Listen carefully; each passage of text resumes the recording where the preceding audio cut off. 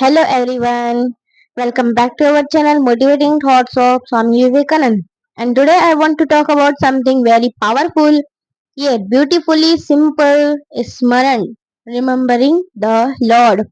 Smaran is not just remembering God with the mind, it is feeling His presence with the heart. In a world full of noise, Smaran becomes the quick connection between the soul and the divine. Smaran is not merely remembrance, it is the scared voice of the heart's pure emotions. When the soul turns to God with love again and again, this is where true devotion begins. It means स्मरण मात्र स्मरण नहीं, यह हृदय की शुद्ध भावनाओं को पवित्र आवाज है। जब आत्मा बार बार प्रेम से ईश्वर की ओर मुड़ती है, यही से सच्ची भक्ति शुरू होती है। So let's start our Smaranam, remembering the Lord. The seed of bhakti is now grow into the tender plant, which needs watering and care. This can be done by the process of Smaranam, of remembering the Supreme Lord constantly. When we try to understand more and more about the Supreme Lord in the company of the like-minded people, Smaranam becomes very easy. It means कि हमें भक्ति को एक छोटे पौधे से compare करके समझाया गया है। जैसे एक नया पौधा ग्रो करने के लिए पानी और केयर चाहता है, वैसे ही हमारी भक्ति को भी रोज नरिश करना पड़ता है। और भक्ति को स्ट्रॉन्ग बनाने का एक बहुत इम्पोर्टेंट तरीका है स्मरणम, यानी भगवान को बार बार याद करना। जब हम भगवान के बारे में और सीखते हैं, उनकी बातें सुनते हैं और अच्छे लोगों या भक्तों के साथ रहते हैं, तब उनको याद रखना और भी इजी हो जाता है।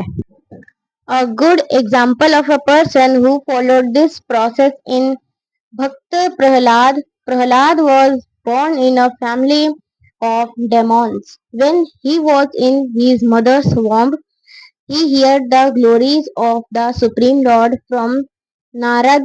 As Prahlad's mother took shelter under as a result of hearing the glories of Lord, Prahlad could never forget the Supreme Lord and thought of him constantly.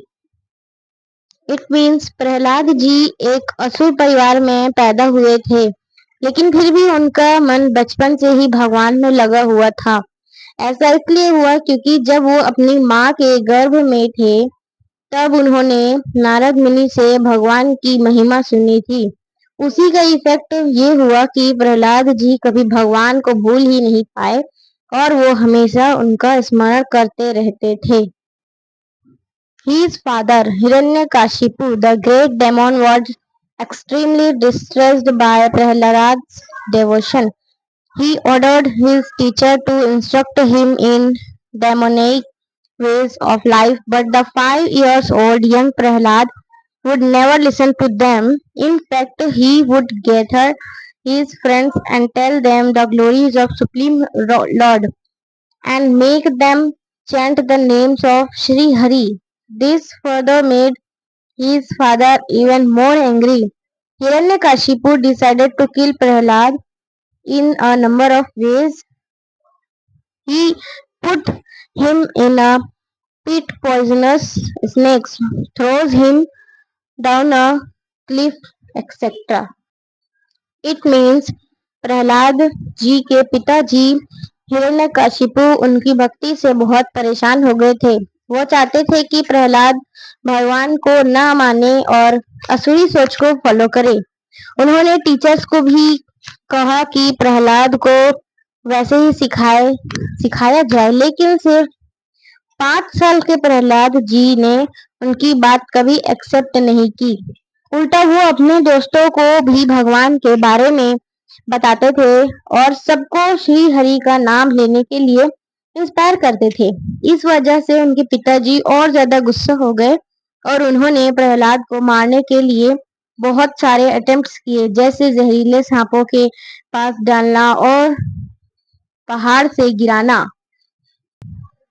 Hiranyakashipu frustrated orders Prahlad impaled by an elephant and even tries to burn him in a fire along his sister Holika. However, Prahlad's most almost faith in the Supreme Lord Sri Hari saves him each time. It means हिरण्यकाशिपु ने प्रहलाद जी को नुकसान पहुंचाने के और भी बहुत attempts किए। कभी उन्हें हाथी से कुचलवाने की कोशिश की गई और कभी होलिका के साथ आग में जलाने की, लेकिन हर बार भगवान श्री हरि ने प्रहलाद जी की रक्षा की, क्योंकि प्रहलाद जी का विश्वास बहुत पक्का था। उन्होंने मुश्किल से मुश्किल सिचुएशन में भी भगवान का स्मरण छोड़ा नहीं। Finally, to contract the boon, Lord Brahma had blessed Hiranyakashipu and saved his devotee. The Lord appears himself in the form of Narsimhadev, a fierce half lion, half man, at a time which was neither day nor night. Placing Hiranyakashipu on his lap, Lord sits at the doorstep of the palace and with his nails tears apart the body. It means कि आखिर में भगवान ने अपने भक्त प्रहलाद जी को बचाने के लिए खुद नरसिंह देव का रूप धारण किया। हिरण्यकशिपु को लॉर्ड ब्रह्मा से एक ऐसा वरदान मिला था जिससे उन्हें मारना बहुत मुश्किल था। इसलिए भगवान नरसिम्हा रूप में आए, जो आधे शेर और आधे मनुष्य थे, और उन्होंने ऐसे समय और ऐसे तरीके से हिरण्यकशिपु को अंत किया जो उसके वरदान के रूल्स के अंदर ही था। इससे हमें ये समझ आता है कि भगवान अपने भक्तों की रक्षा के लिए कुछ भी कर सकते हैं। Sri Hari thus honored both Lord Brahma's boon and at the same time he gave protection to his devotee who constantly remembered him.